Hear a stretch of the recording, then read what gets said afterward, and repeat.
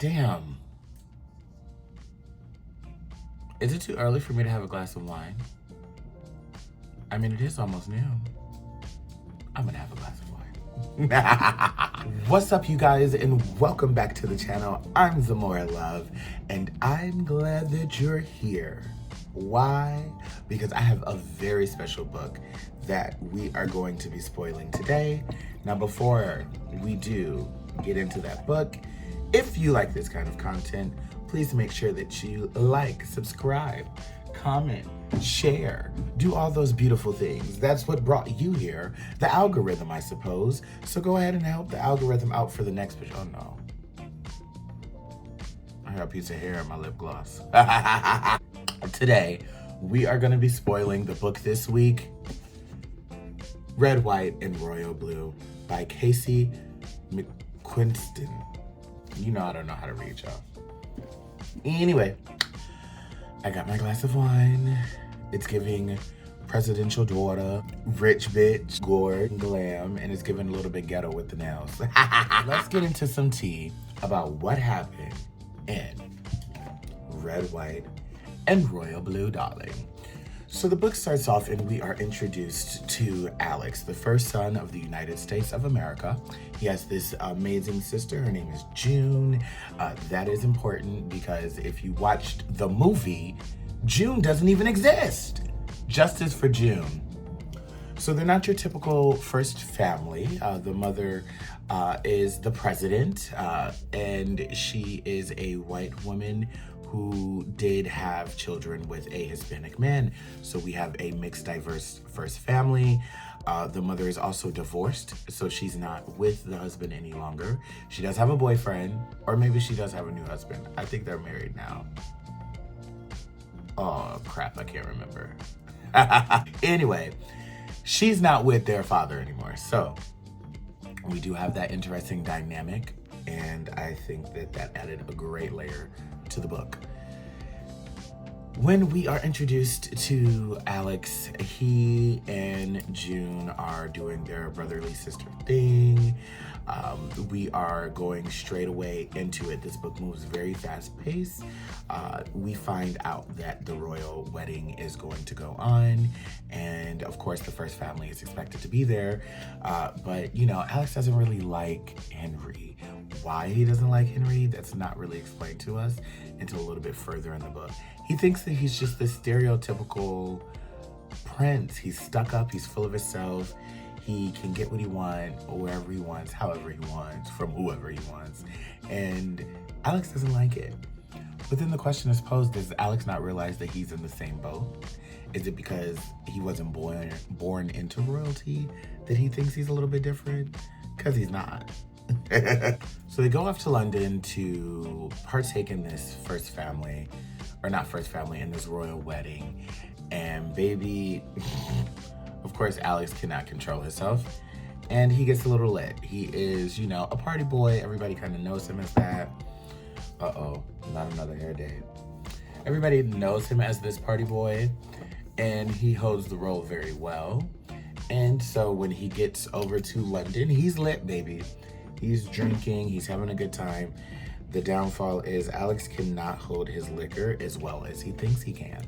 So he gets a little bit too lit, and he ends up talking a little recklessly to the prince. And it goes into this little back and forth banner, and he ends up basically pushing the prince, and they both fall into this cake. It's a $75,000 cake, or 75,000 pound cake.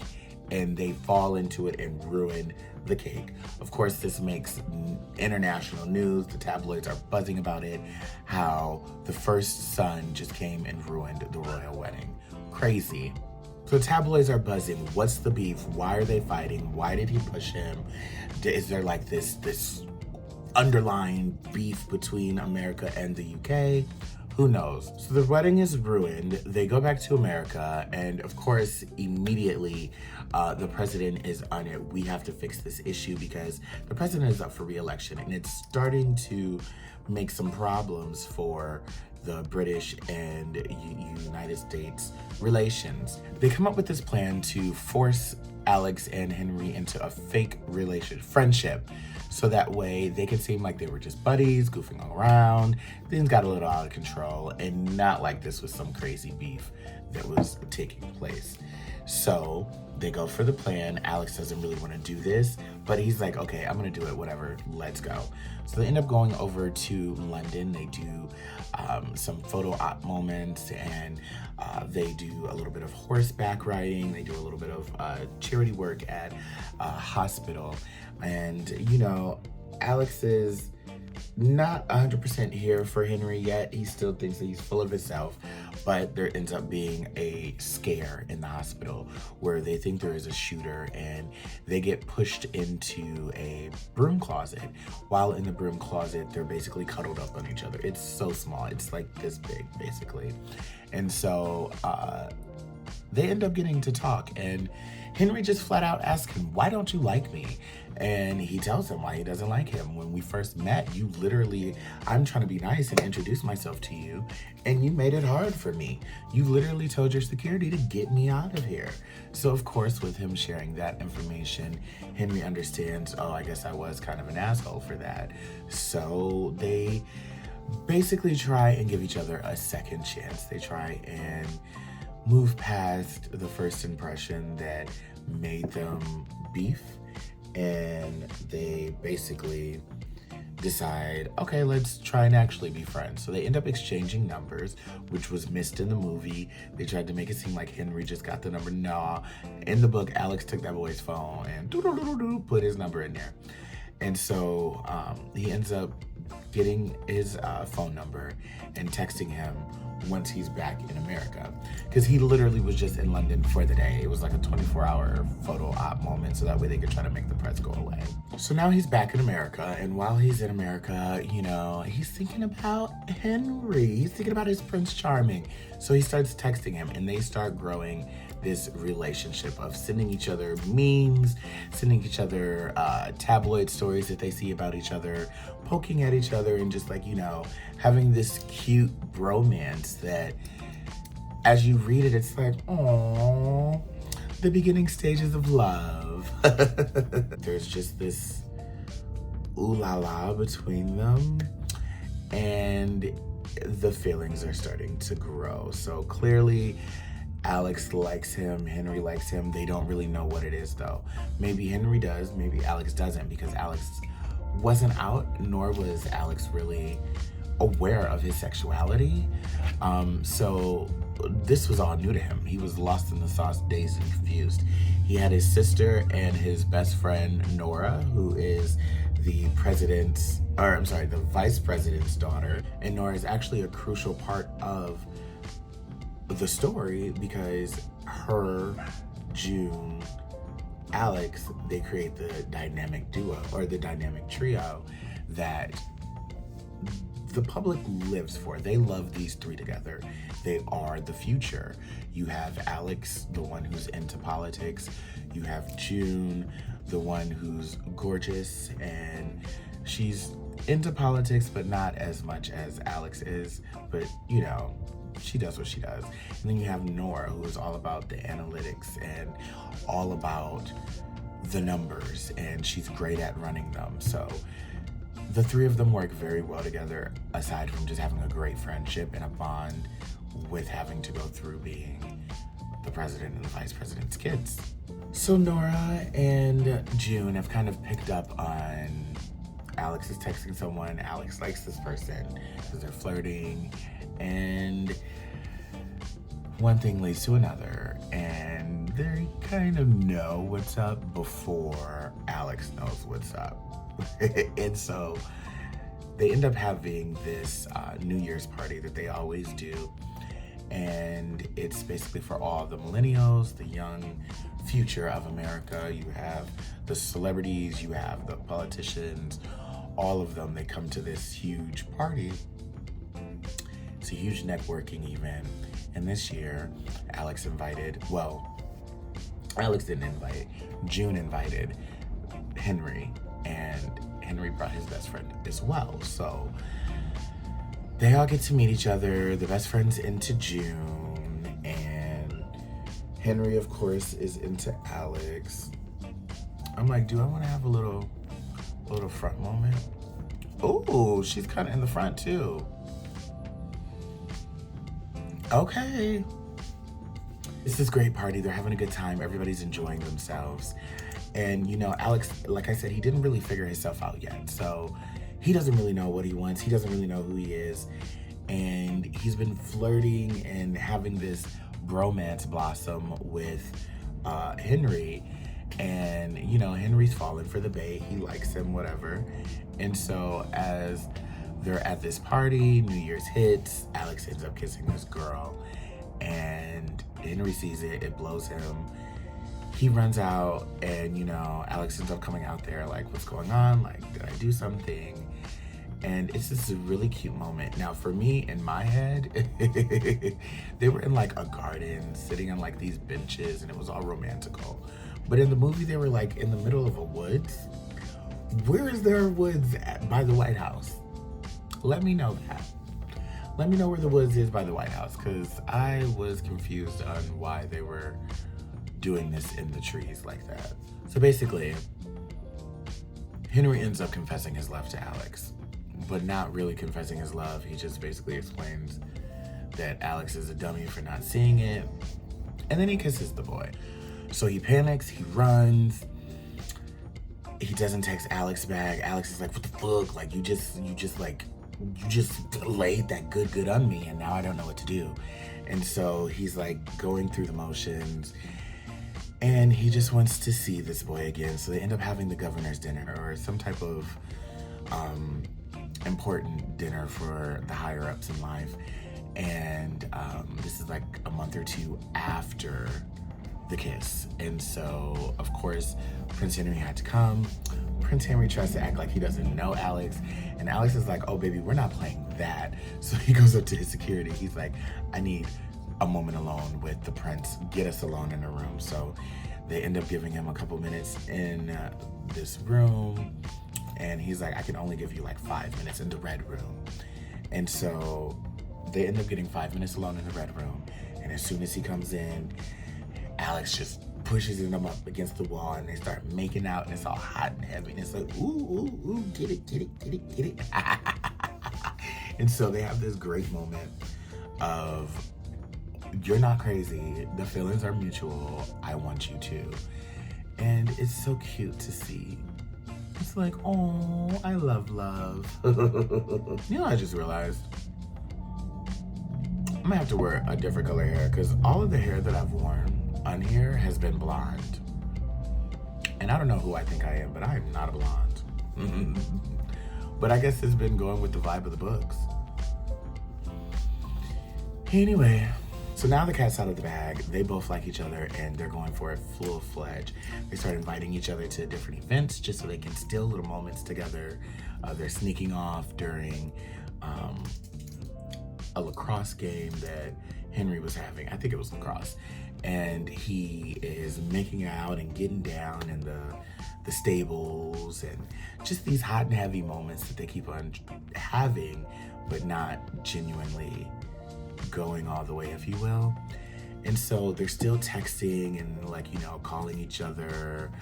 Henry at one point, or not Henry, Alex at one point was calling him because he had a turkey in his room that was getting pardoned. Of course, this was before the kiss. Like, you know, I'm jumping around because a lot of their communication is via the phone and via the texting. And sometimes when you don't have the receipts, you forget exactly what order it was in. So there's just a lot of calling and a lot of texting and a lot of just cute, romantical long distanceness. And they keep on flying to see each other, wasting a lot of flyo mileage. It's the gnat that keeps on flying around for me. And I can't get it, and I'm very upset. But at least it's not gonna get my wine. So they end up having this moment in Friends where they spend the night, and they finally do the deed. They finally make love. It's this great passionate moment. they basically seal the deal to they're in this relationship now. There's no going back. And they're not mad about it. The president ends up finding out because her favorite Secret Service, Zara, ends up finding out. And of course, she runs her mouth and she tells the president, who ends up taking Alex off of the campaign because he was working the campaign for her re-election. Oh my God. Yeah, so it doesn't ruin her chances. She ends up taking Alex off of the campaign team. And then, get the fuck. She ends up taking Alex off of the campaign team. Alex, he is hurt about this, but at the same time, he love that boy. So he's like, he gets it, it's whatever. The mom was open about it. Also, I could be jumping around a lot. And I just want y'all to know that going forward in these little wrap-ups of what happened in the book, don't be using them to find out what really happened. Y'all need to go read the book, because I'm just giving y'all like a quick little what I can read, or not read, what I can remember. And some of these books I've read a long time ago. Some of them are newer books to me that I've recently read. This one I read a while ago, but I did just reread it, so that way I could try to remember it. We'll see how well that's going. And yeah, basically, I say that to say, if I'm not recapping it correctly, make your own YouTube channel and recap it. Or go read the book yourself. So there's just a lot that happens. After the president knows about it, he's off the campaign squad. He ends up having like a little weekend away with with June and Nora and his dad at his dad's lake house, which is this cute moment that they always do. He ends up inviting Henry. Henry comes, he brings his friend along, and it's just this great weekend. His mom had told him when he did come out, because the mom was okay with him being gay, she just knew that it wasn't gonna go over well with the public and him being on the campaign. So she did tell him that he needed to tell his father though. So he tells him, and he tells him at the lake house, and the dad was like, I already knew. He's like, you're my son, I'm gonna love you no matter what. It's very just like, oh, supportive family, we love that. And I'm glad that we get that, because we get the supportive family from this side of the story. But then in the other side of the story, Henry's family is not so supportive. It's the royal family. So basically, Henry is experiencing all of this with Alex, the lake house and everything, and he's just seeing how open and how great it is and how they could have a future together for real. And it becomes a bit much for Henry, and he runs. He leaves a message, writes a note basically saying that it was a family emergency, he's gotta go, and he leaves late in the night, and Alex is awakened to the note. It's kind of sad because it's like, no, don't run, don't self-sabotage. And that is something that I took away from this book, is self-sabotage. Don't self-sabotage yourself in a potential great relationship. And that's what Henry was doing, because Henry was scared. So he runs back to England. He's ignoring Alex. It's been months. In the book, he makes this, or in the book, it's like a month or two. In the movie, they made it seem like it was a week, which took away some of the dramaticness of it. But basically, you know, Alex is like, I've had enough. What the hell is going on? June is like, go get your man. Go fly there now. Nora's like, yes, do it. Zara, the security agent who is the president's favorite, she ends up, you know, agreeing, and she gets the flight set up for them. They jump on the plane to fly straight to the UK. Zara ends up pulling out that phone on the plane. In the book, it was different than the movie. But in the book, she pulls it out on the plane, and she basically gets on the phone. She snaps at the Secret Service for the prince, and she gives the phone to Alex, and Alex is talking to Henry, letting him know that he's on the way. He's come. Oh, no. I mixed that up. Did I mix that up? Yeah. No, I didn't mix that up. That's how it happened. The movie mixed it up. So he ends up doing that at that part. And then when they get over to the UK, Henry's not trying to see him. So he's banging on the door at the palace. Let me in, let me in. Okay, I might have mixed up that part. Maybe that part happened the second time that he goes. I don't know. But basically he's banging on the door and he's in the rain and he's trying to get in and they didn't want to let him in, and he finally gets in that mug and basically he tells Henry, I love you, we're gonna do this, yada yada yada, whoop-de whoop-de whoop-de. It's this great, beautiful, blossomed moment. And then all hell breaks loose because somehow, some way, the letters ended up getting, or not the letters, the emails, because at first they were texting, then they started emailing. I don't know what told them, hey, let's take this conversation from our personal text to email, our work emails at that, but okay. So they ended up doing that and it ended up getting leaked. So now everybody knows that they are a thing, that they're having sex, and people are freaking out about it. You got basically both sides trying to do damage control, and they basically separate the boys and they don't let them speak. And that's when Zara basically is like, no, we're gonna get you in contact. I know I just skipped around and I cut out a lot, but this is a long ass book. Go read it, and there's a movie, so go watch it. And so they end up flying over there and getting them to talk to each other and see each other. And basically while they're over there, his mother, and mind you, in the book, it's his grandmother who's the queen. And in the movie, it's his grandfather who's the king. So that was interesting. But in the book, we have a queen, and her daughter is Henry's mother. And so she basically comes out of hiding because don't know where she's been the whole book. And she's basically telling the mom that she's not going to let her ruin the kids the way that she ruined her life. And when I tell you it was such a moment for me, it was such a moment for me. Like,